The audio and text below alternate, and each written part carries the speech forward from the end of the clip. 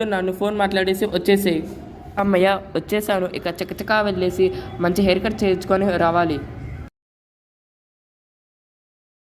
Hello అన్న, ఎలా ఉన్నావు? అరే తమ్ముడు, నిన్ను చూసి చాలా రోజులైందిరా. రా రా, కూర్చో కూర్చో. ఎలాంటి కటింగ్ చేయమంటావు? అన్న, నాకు మంచి మోడల్ కటింగ్ చేయన్న, మోడల్ లాగా ఉండాలి.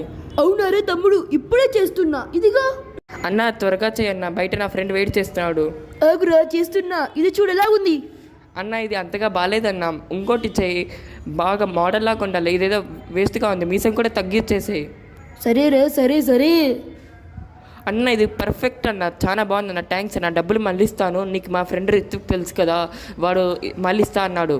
అవునవునా, వాడా? అయితే అప్పుడప్పుడు వస్తుండు తమ్ముడు, కలుస్తుండు. సరే అన్న, వస్తుంటాను అప్పుడప్పుడు. రే రిత్విక్, ఎలాగుందిరా నా కటింగ్? అరే ధీరజ్, బాగా చేశారురా.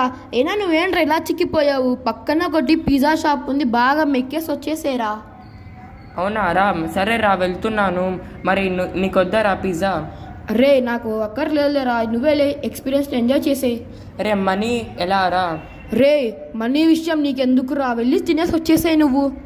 సరే రా, వెళ్తున్నావు. ఓహో, ఇదే నా pizza shop, double stacked pizza అనేది. అవునరా, వాళ్ళు మనీ అడిగినప్పుడు చూద్దాంరా. సరే. అరే ఇక్కడ పిజ్జాని ఎవరిని అడగాలి? ఫస్ట్ లోపలికి వెళ్ళి చూద్దాం.